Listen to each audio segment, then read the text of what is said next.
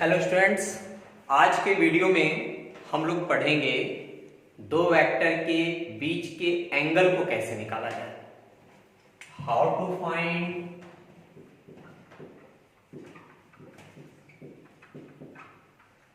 Angle between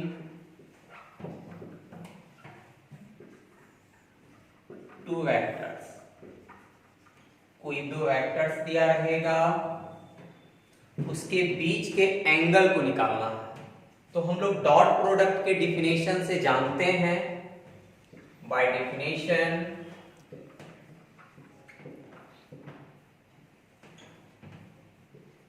vector A dot vector B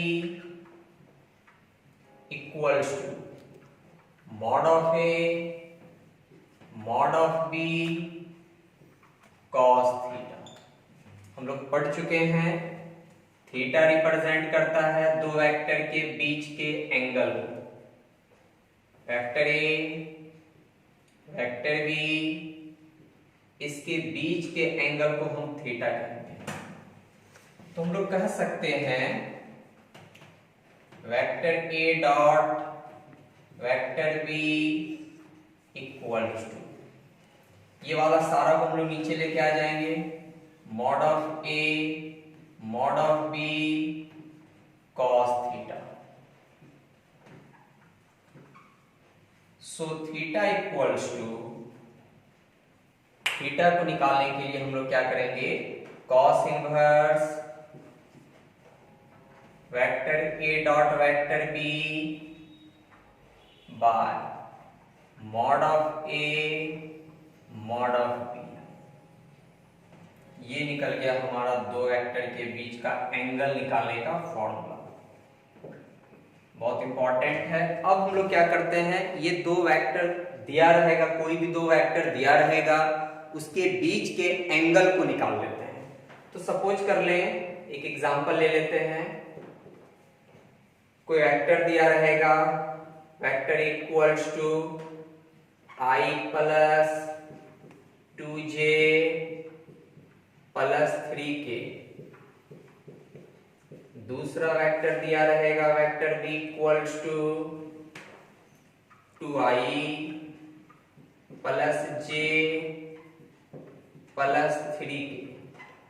ये कोई दो वेक्टर दे दिया है, इन दोनों वेक्टर के बीच का एंगल निकालना है। तो हम लोगों को पता है एंगल निकालने के लिए theta equals to cos inverse vector A dot vector B by mod of vector A mod of vector B.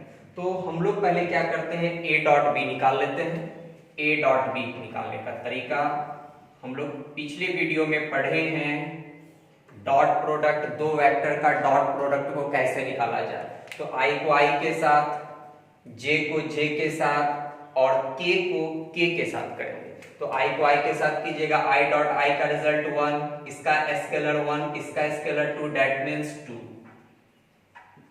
जे को जे के साथ जे डॉट जे का भी रिजल्ट 1, तो ये हो गया आपका, इसका कॉफिशिएंट 2, इसका कॉफिशिएंट 1, दैट मींस 2, और ये हो जाएगा आपका 9। तो ओवरऑल जब आप पूरे को कैलकुलेट करोगे तो रिजल्ट हो जाएगा 13। तो हम लोगों को डॉट निकल चुका। अब हम लोग क्या करेंगे, दोनों का मैग्नीट्यूड। तो हम लोग मैग्नीट्यूड निकालने भी जानते हैं।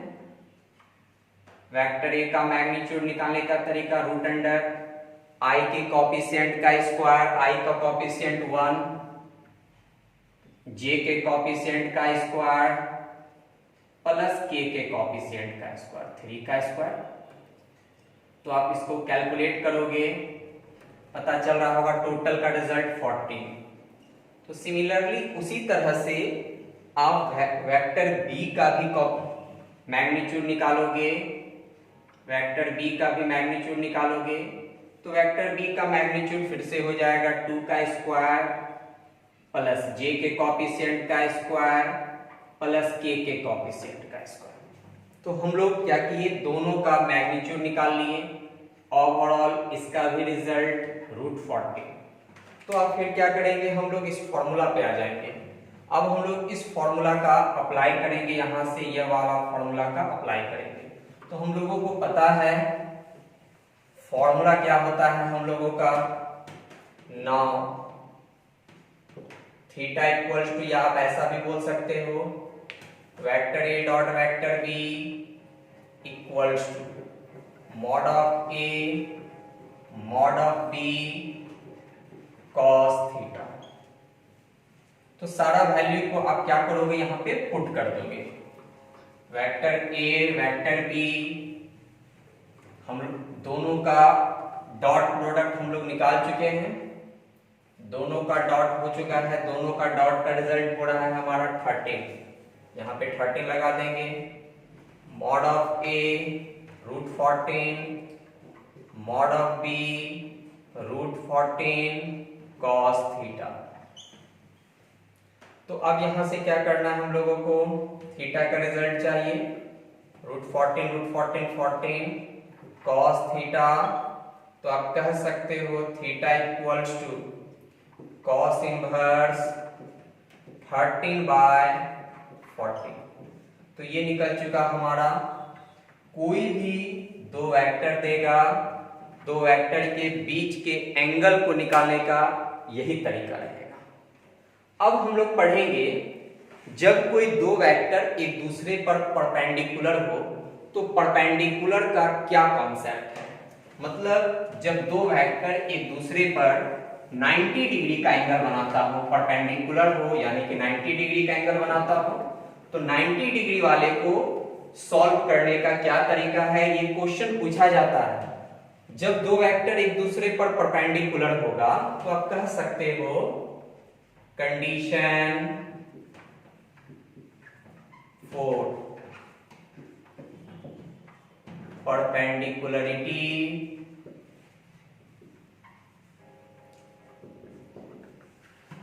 Of two vectors.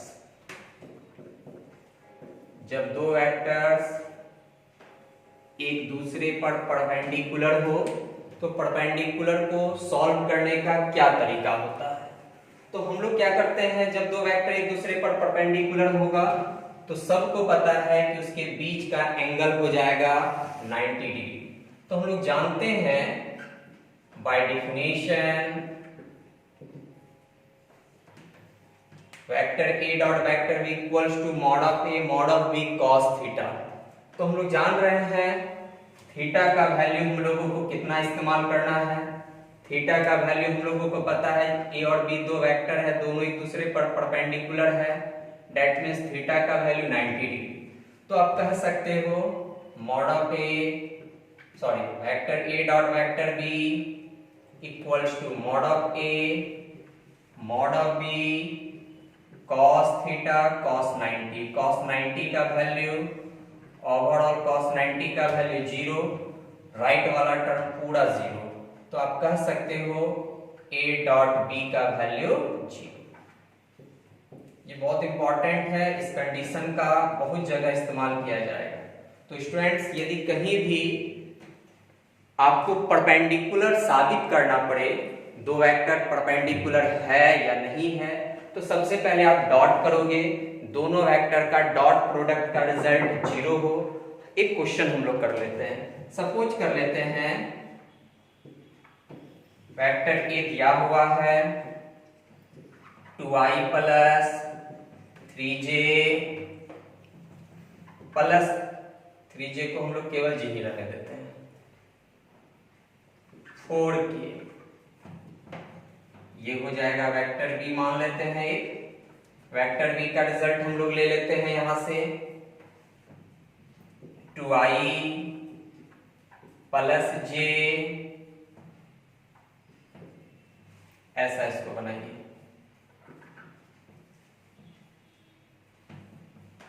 -2k, तो डॉट करने के बाद ये 8 हो जाएगा। इसको आप कर सकते हैं 3i और ये दे देते हैं 2j। अब इसका डॉट निकाल के चेक कर लें। डॉट निकालेंगे i को i के साथ यानी कि 6, j को j के साथ 2, k को k के साथ 8, दैट मींस 8 0 हो रहा है। तो a डॉट b का वैल्यू 0 हो गया। जब a डॉट b का वैल्यू 0 है तो इसका मतलब clearly vector A and vector B are perpendicular to each other। तो हम लोग देख चुके हैं जब दो वेक्टर एक दूसरे पर परपेंडिकुलर होगा तो परपेंडिकुलर का कंडीशन A डॉट B का वैल्यू 0। तो स्टूडेंट्स हम लोग आज पढ़े दो वेक्टर के बीच का एंगल को कैसे निकालते हैं और दो वेक्टर जब एक दूसरे पर परपेंडिकुलर हो तो उसका कंडीशन क्या होता है। तो स्टूडेंट्स यदि हमारा वीडियो आपको अच्छा लग रहा हो तो हमारे और भी वीडियोस हैं जो आप यहां से देख सकते हैं। तो आज के वीडियो में बस इतना ही। धन्यवाद।